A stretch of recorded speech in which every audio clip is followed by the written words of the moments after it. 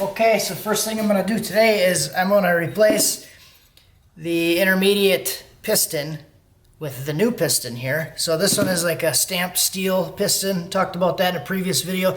It just has this little lip right here. That's what pushes up on the clutches. So what this is going to do is get a little bit more surface area. So I'm going to take this thing off, and it adds some extra springs. So I'm going to start by taking the snap ring off. I'm just going to push down. There's only 3 springs on here, so this shouldn't be that bad.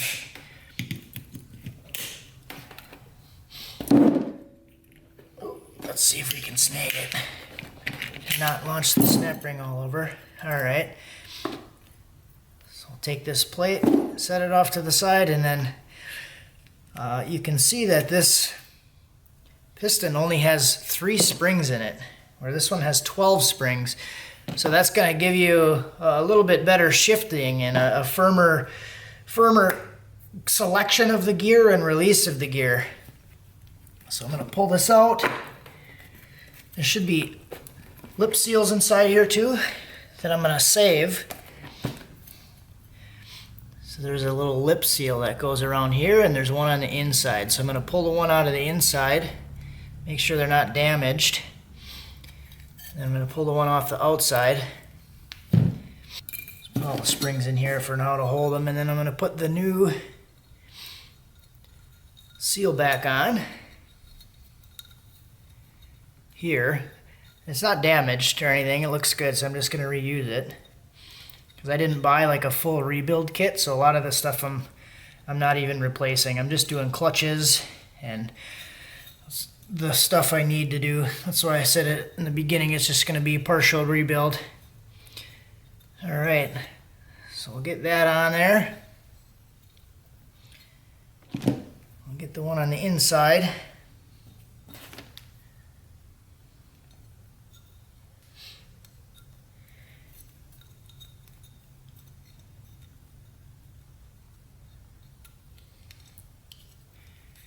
I'm going to set these up in a way that the lip is facing down. So there's a lip on it. That's why it's called a lip seal, and the lips are going to face down.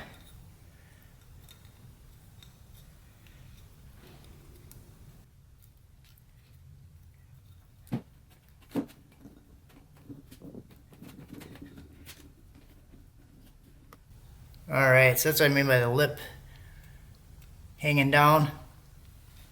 Lips hanging down. Put the springs back in, and then I'm probably going to have to go around with a feeler gauge and get that thing in there. So I'm just going to take a thin feeler gauge and kind of get this thing started all the way around.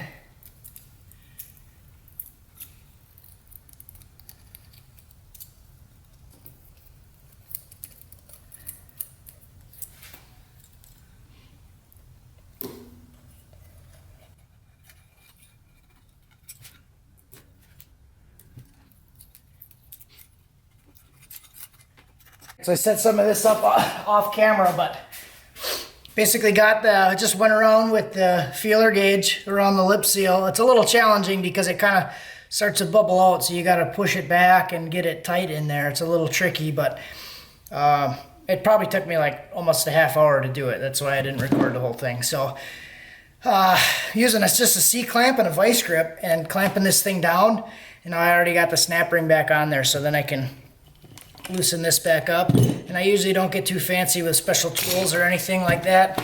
I just use clamps, and wood clamps actually work pretty good for some of these. So now this, because I am doing the trans brake, so as part of the trans brake setup, it's basically dual feeding. So this is going to be part of the dual feed portion, is removing this sealing ring. So there's a ring here, ring here, ring here. The second one from the end of the center support, you pull that one off before you put it back in. So now we can put this thing in. Next on the list, this is part of the trans brake modification. We're going to be taking this out of the pump and putting this spring in there. So this is just a snap ring, and this is for the pressure regulation on the pump. It's going to be a manual valve body, so it's going to have fixed pressure. So the kit for the trans brake comes with a new spring. So I'm going to pull that snap ring out, and then we can work on getting the valve out. And as you can see, this is a new looking pump. So what I typically like to do, so yeah, this spring's a little bit stiffer. I don't know, seems pretty close, but we'll do it anyways. And what I usually do, I guess, is buy a new pump. So I've done that a couple times with different transmissions. This one was actually whining, the pump was whining, like especially in first gear it would whine a lot. So just gonna go with a new one, start fresh.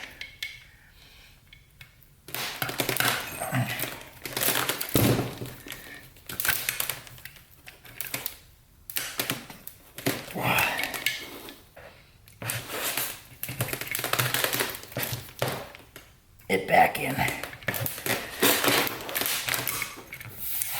All right, so I did get that in there now. It was just a little beat up on the outside of the sleeve, that came out of there. So it didn't want to go past the lip for the snap ring. So it's a little deceiving. It's like it's stuck, but it's not actually a problem. So that's that part, that's done. New spring is in. Now we're gonna do something that's not necessarily for the trans brake. It's going to be the converter feed restriction. So basically there's a converter feed port inside here, and we're going to be tapping it and then drilling a hole in the tap. So it's going to close that hole up a little bit. So let's start by pulling this thing apart.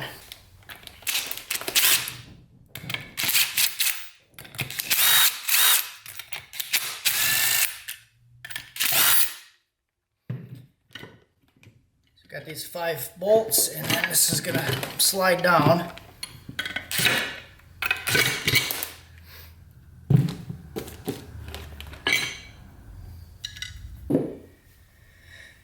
And then I'm going to flip this over here. And then the converter feed port is going to be this port right here. So if you orient it that way, we're going to be tapping that hole, putting the set screw in it, and then drilling this out to like 109 thousandths, I think is the right size. So basically what that's going to do is it limits the converter feed fluid so it doesn't take out the thrust bearing on the engine. So we're going to do that. All right, so I already got this one started, and I'm using a 5/16 18 tap because you don't have to drill for it. You can just run the tap right in there. Tap, tap, taparoo. It's kind of like obligatory, I have to say that.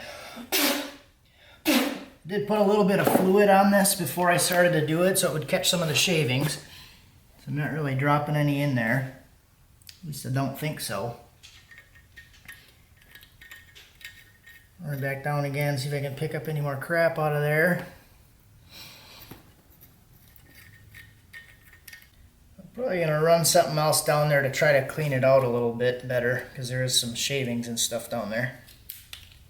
Alright, so that worked pretty good. This hole aligns right to here, so I just blew some air in there and it blew all the stuff out. So I'm going to test fit for depth now.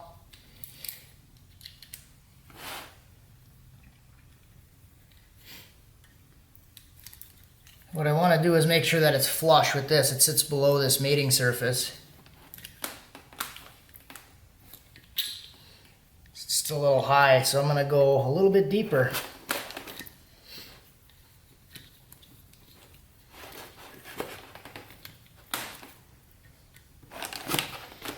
These are kind of some longer set screws too. You can get shorter ones than that. These are kind of long.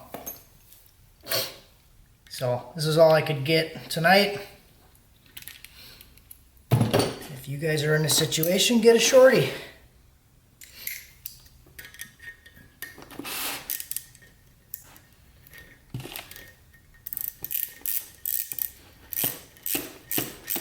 I'm just using like a straight thread set screw. You don't really have to use an NPT because it doesn't have to seal because it's like a bleed hole. It's a bypass hole. So drilled that out. Ooh, yeah, you hear all the chunks fly out when I did that?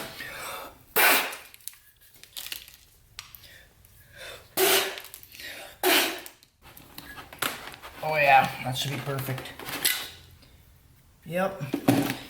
So see how that thing's seated all the way inside there? It's flush with this mating surface here. It's actually below it. So there's no risk that it's gonna hit it. So now I'll pull it back out, drill a hole in that thing, and that'll be the feed. All right, so I did this one a little bit different. So I've never seen it done this way before, but we're gonna try it. I just notched the set screw out with the grinder because I broke off the bit that I was using about halfway into it, and I knew I was just gonna keep having that problem. So I notched it. It's a little deeper than I originally had it, like 125 thou, 134, something like that, depending how and where I measured it. So we'll say 130 thousandths, which should be fine. So we'll put that in there. Okay, so there is finished product. You can see there's a nice hole, kind of looks just like right down the center, even though it's notched. So that should work. Okay guys, so I got the pump all back together. It's all bolted. I didn't use the tool. There's usually like a special band tool that you use to tighten this thing and line it up. I didn't do that. I just made sure it was lined up nice. So that's it for this part of the video. I'm planning on doing like a full transmission rebuild and trans brake videos separately from this. So right now I'm kind of just waiting on parts. I'm doing parts, doing stuff as I get the parts rolling in. But if you guys are looking for like a full video, and you guys probably aren't even going to care anymore after this, but for new people anyways, I will be, or people that are searching for it, I'm planning on doing 2 separate videos after this once I have all the footage. One that's just focused on trans brake, one that's focused on whole build, start to finish. So that's all I got for today.